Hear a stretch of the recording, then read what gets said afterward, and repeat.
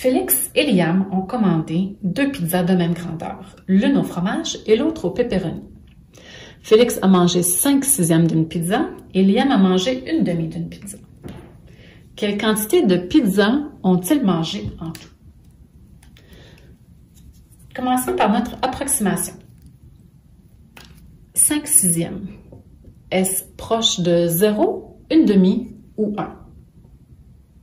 C'est plutôt proche de 1. Liam, lui, a mangé 1/2 pizza. Est-ce proche de 0, 1/2 ou 1? Bien, 1/2, c'est 1/2. Donc, je n'ai pas d'approximation à faire. On demande quelle quantité de pizza ont-ils mangé en tout? Je dois devoir faire l'addition. Donc, 1 plus 1/2 me donne 1,5 pizza qu'ils auraient mangé en tout. Passons maintenant à la résolution de cette situation. Pour la représentation, je pourrais encore une fois utiliser du papier quadrillé. Mais je vais vous montrer une autre stratégie.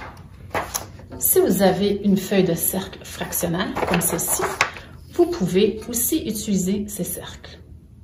Tu peux la retrouver à l'Internet et l'imprimer. J'ai besoin d'un cercle ayant combien de parties? Eh bien, Félix a mangé 5/6 d'une pizza. Je vais donc choisir le cercle qui est divisé en 6. Je l'ai déjà imprimé ici. Je vais réécrire 5/6 ici et en colorier 5 parties.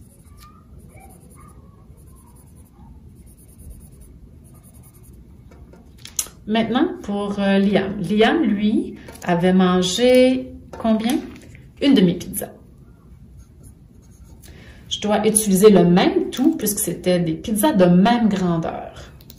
Donc, la moitié des morceaux, c'est équivalent à 3 morceaux sur 6, 3 parties sur 6. Donc, je vais colorier les 3 parties. Combien de pizzas ont-ils mangé en tout? Ici, il me manque juste une partie à combler. Donc, je peux déplacer cette partie ici. Et il me reste combien? Bien, j'ai une pizza et ici, 2 pointes sur 6. Donc, 5/6 plus 1/2 est égal à 1 et 2/6. Cependant, regarde bien.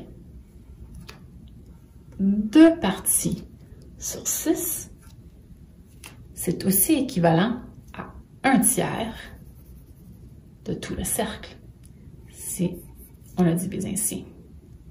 1/3, 2/3, 3/3. Donc, 1 et 2/6 est aussi équivalent à 1 et 1/3, qui est la fraction simplifiée. Ainsi, Félix et Liam ont 1 et 1/3 de pizza en tout. Enfin, pour additionner et soustraire des fractions, tu peux représenter des quantités à l'aide des mêmes tout. Tu peux utiliser des dessins et du matériel, comme des rectangles, des cercles, des fractions, des jetons, des Legos et des céréales. Mais ça me fait penser, je pourrais te montrer comment faire ce problème à l'aide de matériel concret. Donc, j'ai 5/6 et 1/2 à représenter. Si on utilisait des jetons, à quoi ça pourrait ressembler? Je pourrais utiliser une collection de 6 jetons pour représenter les 5/6.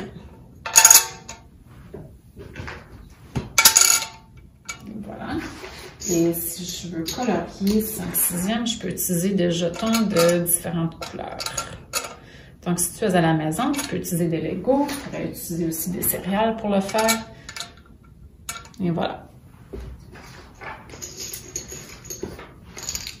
Maintenant, pour Liam, lui, a mangé la moitié d'une pizza. Donc, je vais prendre le même tout, donc collection de 6 jetons pour représenter sa pizza, son tout. Et 1/2, c'est 3 jetons.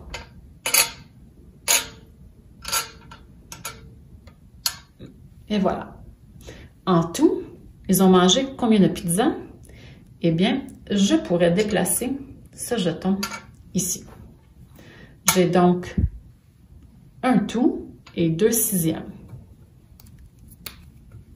Donc, je vais écrire 5 sixièmes plus 1 demi est égal à 1 et 2 sixièmes. Cependant, si je déplace ce jeton ici, c'est maintenant évident que 2 parties sur 6, c'est aussi équivalent à 1 tiers. Donc, en tout, Liam ont aussi mangé 1 et 1 tiers de pizza au total, qui est la fraction simplifiée.